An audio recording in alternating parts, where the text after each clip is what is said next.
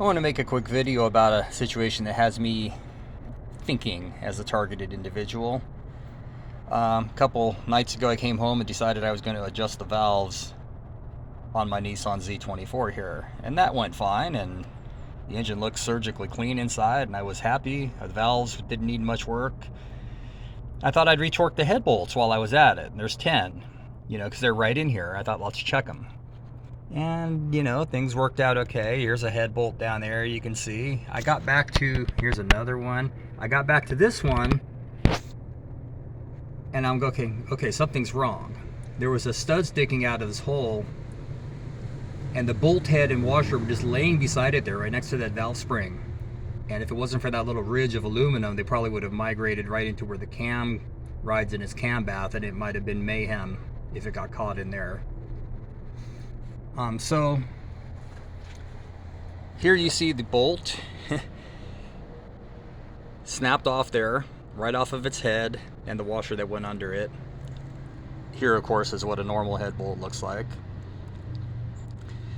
And I just started thinking, this is really strange. This is not a high horsepower stressed out engine. I drive it gently. I've been driving it for years with no problems.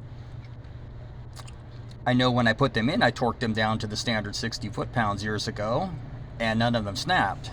And as far as I know, head bolts will typically snap when you're putting them in. If there's a problem, either over torque or a weak bolt, or under tremendous stress, like an overheating and a head's trying to buckle. Or once I had a head bolt snap in my big 855 Cummins in my Peterbilt, but that truck worked incredibly hard all day long, pulling heavy loads. Anyway, I thought this was really strange. Luckily, the stud came out with my fingers, which is not always the case. And I talked to 2 local reputable machine shops, and they said this was very unusual, that it would just break under normal use. I don't know how long I've been driving it like this. But I woke up the next day thinking, okay, I need to work on this head bolt. And then I saw a video from Bert on the Freedom Voice channel, who I don't know personally, but he lives in my county. I'd like to talk to him sometime. But he did a video on somebody on his property in a rural area had come in and ripped the plastic bumper cover off of his Toyota truck bumper. And, he was like, well, this didn't happen on its own, obviously. And so it got me to thinking, well, did somebody do vandalism here? It would be extreme for someone to take off the air cleaner and valve cover and do this, but I thought back to a couple years ago when I got this truck smogged at a local shop. I won't say a name because, obviously this is a guess. But I took it in there. It had some issues with fast idle where it wouldn't pass smog, so they needed to keep the truck all day, and I said, that's fine. So I went back to get it before 5 o'clock, and they said, well, we haven't finished putting it back together. We need to keep it overnight. And that was very strange because all they had off was basically the air cleaner. That's like a 3-minute job for any competent tech.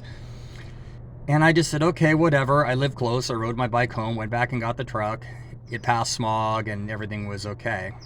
And I just started thinking, okay, with the air cleaner off, which is in the way of the valve cover, would it have been an easy feat for that shop to whip the valve cover off and just apply an over torque to one of these bolts and snap the head off in there? Because it is not normal under a non-stressed condition. And I know that intuitively, but I've had a couple of very established machine shops tell me that too yesterday. So who knows what's happening here? That just popped into my mind because of the video Bert made and the things I've gone through in this program, the weird things they concoct to do to mess with your life. And it's the only time anyone would have been inside this engine at this depth. No one else, I've never had it to another shop except to get it smogged. I do my own mechanical work almost all the time.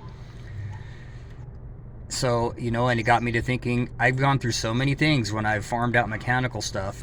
And back in like 1991 or 2, I had an F-150 with a C6 transmission. I had it rebuilt by a mechanic that did several friends of mine's Fords with C6s, and they functioned perfectly. So I took my transmission to him and I got it home. I drove it 50 miles and it died. I took it apart. It was full of shredded paper towels. and that transmission went straight from his hands to mine.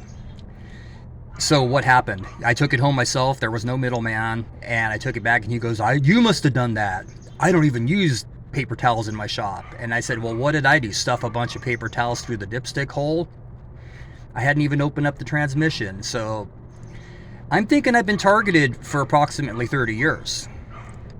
I could be wrong, but these weird little things just happen, and they date way back to then, and it's not the only time, but that was kind of the extreme.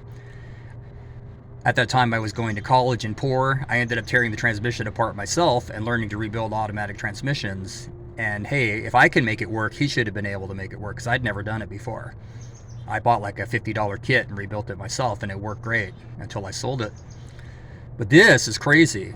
And the fact that nobody can tell me why this, not particularly a high performance engine that doesn't live a hard life. In fact, I haven't driven this thing more than 5,000 miles in the past 2 or 3 years, because I've been targeted mostly at home in a daze trying to recover from the brain injury from the directed energy weapons that nobody believes I was zapped with. In fact, it's after lunchtime now, and I'm just getting outside trying to break the daze.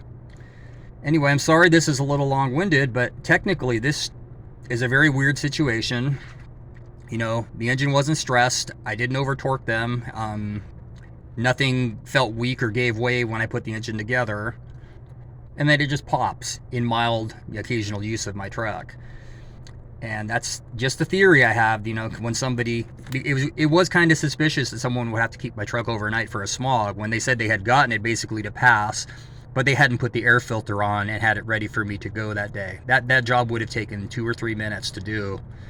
So why this truck needed to go to the shop and stay there all night when it was already apparently passing smog, I don't know. I should have questioned it more. Wasn't thinking real straight.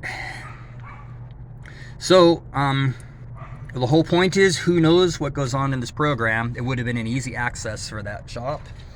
And here again, look at that. It doesn't even look new. That brake looks a couple years old. It looks like it's been in there running. It's not a fresh, clean metal brake, I don't think.